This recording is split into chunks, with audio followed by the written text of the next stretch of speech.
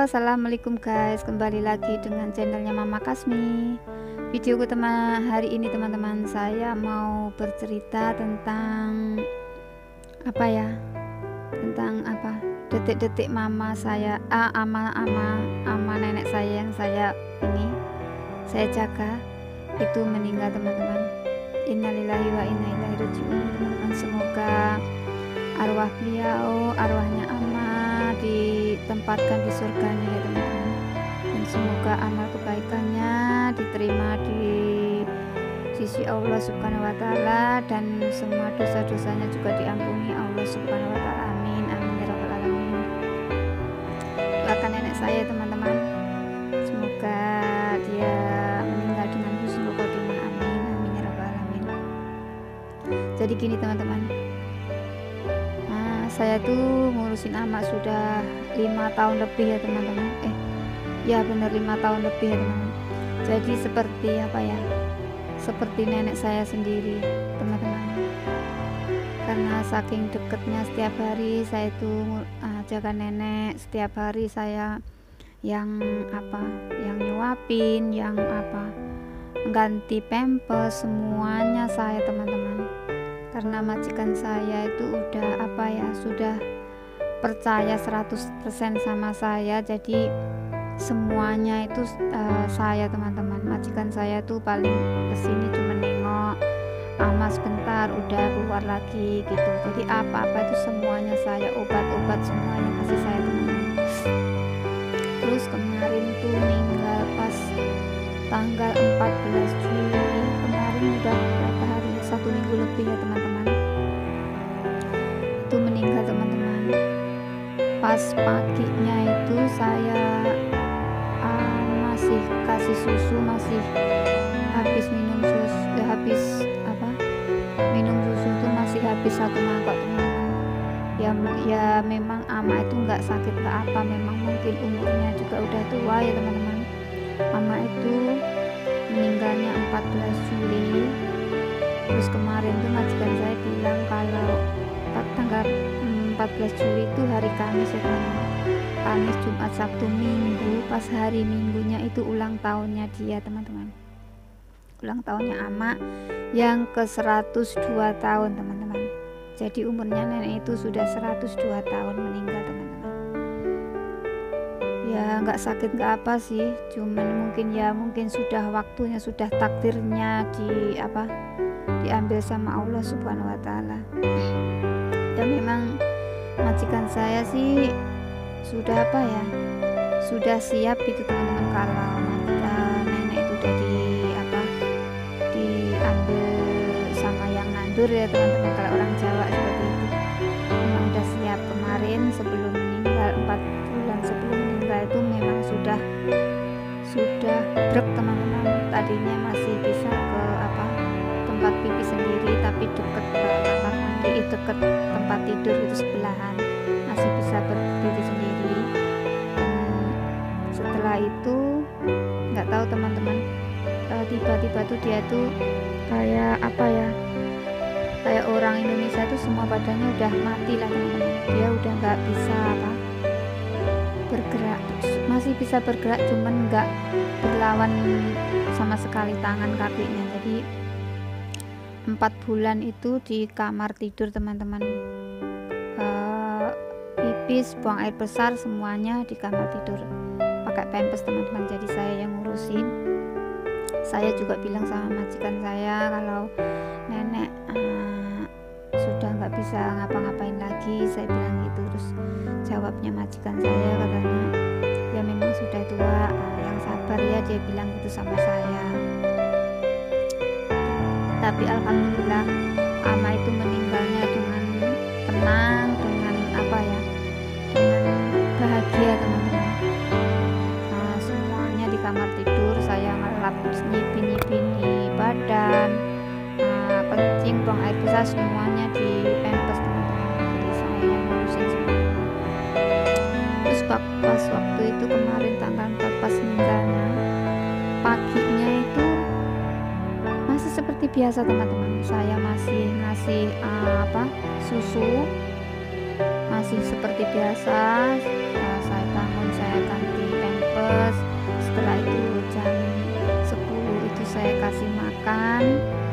pas saya kasih makan tuh dia tuh masih habis susu 1 mangkok teman-teman, masih makan seperti biasa, 1 mangkok habis gitu. Setelah itu biasanya ama itu kan kalau siang itu kerjaannya tidur aja ya teman-teman. Dia itu nggak ada bangun-bangunnya teman-teman kalau siang itu. Ya mungkin karena efek minum obat ya teman-teman, karena dia itu nggak tahu saya itu sakit apa juga nggak tahu. Mungkin pas saya datang ke sini itu majikan saya, pas baru saya datang itu majikan saya cuma kasih obatnya buat ama pagi dan sore gitu aja. Dia nggak jelasin ini ama ini sakit apa saya nggak tahu.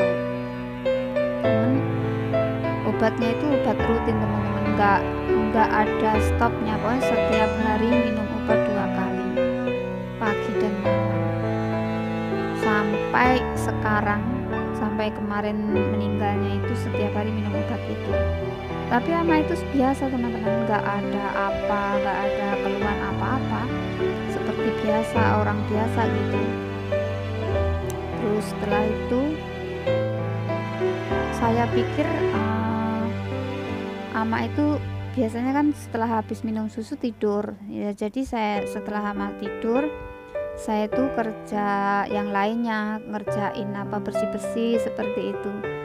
Terus anaknya perempuan yang satunya tapi tinggalnya tidak di sini teman-teman, dia tinggalnya di daerah mana gitu, tapi dia tuh setiap hari tuh kesini teman-teman, setiap hari kesini, setiap siang tuh, setiap jam 1 tuh dia datang.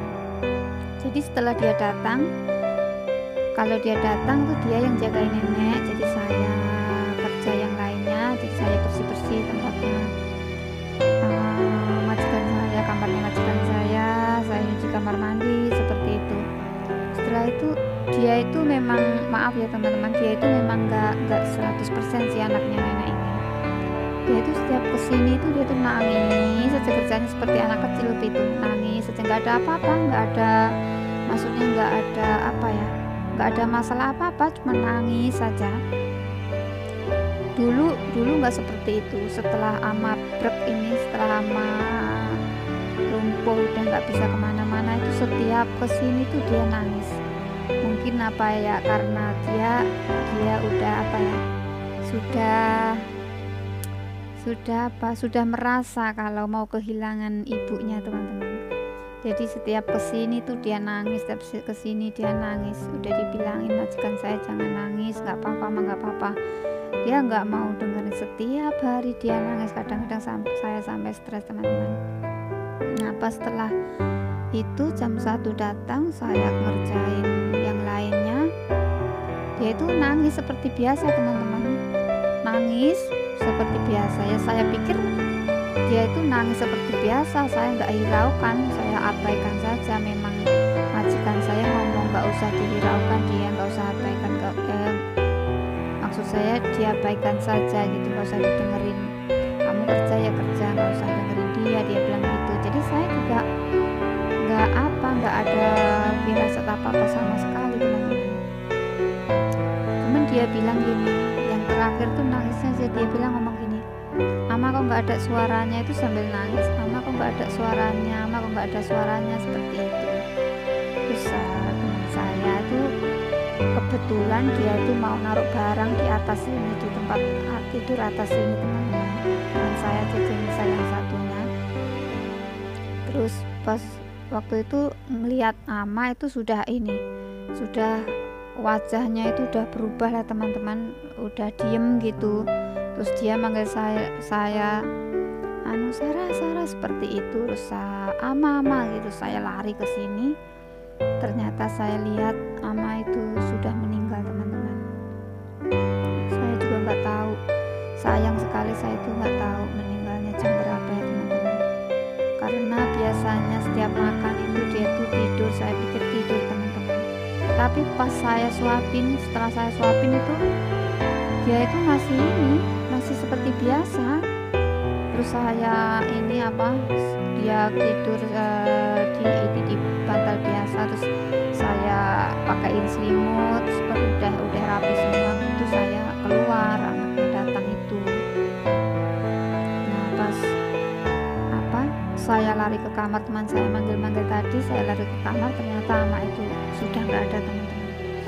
Terus saya langsung langsung manggil anaknya majikan saya. Kebetulan anaknya majikan saya tinggalnya di sebelah situ, di sebelah rumah, jadi saya manggil dia. Terus dia itu langsung telepon ambulan, langsung telepon rumah sakit, terus telepon majikan saya, terus semuanya tuh datang teman-teman. Dan ternyata kalau orang Hongkong itu kalau meninggal teman-teman, maupun tua maupun muda, semuanya kalau meninggal itu urusannya dengan polisi teman-teman. Saya tuh kemarin tuh sempat kaget gitu, kenapa kok ada polisi banyak gitu. Jadi memang tradisinya di sini tuh memang seperti itu. Jadi kalau orang meninggal itu polisi datang, nanyain semuanya, kejadian semuanya dari pagi sampai ama nggak ada itu apa kejadiannya, tadi makan jam berapa, makan obatnya jam berapa, ama gimana ya, semuanya ditanya detail teman-teman. Tapi saya nggak berbuat apa-apa ya, saya biasa aja, nyantai aja, ditanya saya jawab gitu. Terus setelah itu kan ditanya KTP saya, KTP-nya teman saya, jadi misalnya semuanya ditanya, KTP, nomor telepon, terus pokoknya semuanya ditanya teman-teman. Majikan saya pun juga ditanya, semuanya diinterogasi teman-teman. Terus setelah itu ambulan datang ambil ama dibawa ke rumah sakit. Kan sebelum dibawa kan dicek dulu ya teman-teman, dipastikan ama itu masih hidup apa enggak gitu. Jadi dikasih alat gitu untuk mendeteksi ama itu masih hidup apa enggak. Terus mesinnya itu kan bunyi titit, ternyata udah enggak ada teman-teman. Setelah itu baru dibawa ke rumah sakit teman-teman. Terus setelah dibawa ke rumah sakit itu teman-teman, itu urusan bukan nggak selesai teman-teman. Di rumah sakit itu dicek semua teman-teman, padahal udah meninggal tuh, dicek semua badannya semuanya dicek. Nanti kalau orang sini, kalau orang meninggal takutnya nanti dianiaya, disengaja dibunuh, sengaja dikasih obat racun, gimana, takutnya seperti itu teman-teman. Jadi di rumah sakit itu juga dicek semuanya teman-teman, semuanya dicek. Tadi obatnya itu sampai dibawa ke rumah sakit juga, penyebabnya apa begitu teman-teman. Nanti kalau pihak rumah sakit ada keganjalan, banyak urusan itu teman-teman. Tapi alhamdulillah kemarin dari pihak rumah sakit udah selesai, udah nggak ada apa-apa. Memang ama itu meninggalnya memang udah waktunya meninggal, udah waktunya diambil sama yang nandur, udah selesai teman-teman urusannya sama rumah sakit. Terus masih ada satu lagi urusannya sama polisi teman-teman. Terus sama polisi, terus keesokan harinya majikan saya dipanggil lagi ke kantor polisi teman-teman. Panggil lagi di kantor polisi, dimintai penjelasan, gimana nenek kok bisa meninggal, gimana gitu. Terus saya tuh bukan takut karena apa teman-teman, karena saya tuh cuman khawatir kasihan majikan saya aja teman-teman, ditanya macem-macem gitu loh. Jadi saya tuh ya Allah, semoga urusannya dipermudahkan ya Allah, saya berdoa aja ya teman. Terus setelah majikan saya berangkat ke kantor polisi, setelah 2 jam kemudian majikan saya laki-laki pulang teman-teman. Terus saya tanya, Singsang urusannya gimana, udah selesai? Enggak seperti itu. Saya pertamanya, lah Dede mana, saya bilang gitu. Bos saya perempuan, Dede lagi cuci rambut ke salon, ya bilang gitu. Saya tuh alhamdulillah tolong pikiran saya teman-teman, jadi urusannya sudah selesai. Terus saya tanya sama Singsang saya, sama majikan laki-laki saya, doanya semuanya gimana, Ama? Saya bilang gitu. Udah beres semuanya, dia bilang gitu. Ya Allah, alhamdulillah ya Allah. Pikiran saya plong, tenang, dan semoga Ama juga tenang di sana ya teman-teman. Seperti itulah teman-teman pengalaman saya. Tahu kalau orang meninggal di Hong Kong itu seperti ini ya teman-teman. Ya buat menginspirasi buat teman-teman kakak-kakak saya yang di sini, kalau yang jaga nenek yang sudah jumpo gitu ya, kalau meninggal, kalau pas waktu meninggal polisi datang semua kayak gitu ya, nggak usah ini teman-teman. Yang penting kita itu tidak berbuat jahat, nggak usah takut teman-teman. Nyantai saja pokoknya ya. Kalau ditanya polisi apa ceritain semuanya, ceritain jujur aja apa adanya, seperti itu teman-teman. Ya itulah cerita saya hari ini, pengalaman saya tentang Ama ya teman-teman. Semoga sekali lagi minta doanya buat teman-teman, semoga nenek saya Ama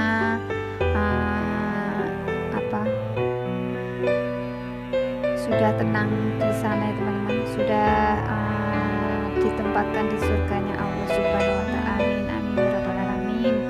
Kiranya video saya cukup sekian, lain kali saya sambung kembali ya teman-teman. Terima kasih yang sudah mendengarkan cerita saya hari ini. Semoga bisa menginspirasi buat kakak-kakakku yang yang jaga nenek ya teman-teman. Dan kiranya cukup sekian, ku akhiri. Wassalamualaikum warahmatullahi wabarakatuh. Bye bye.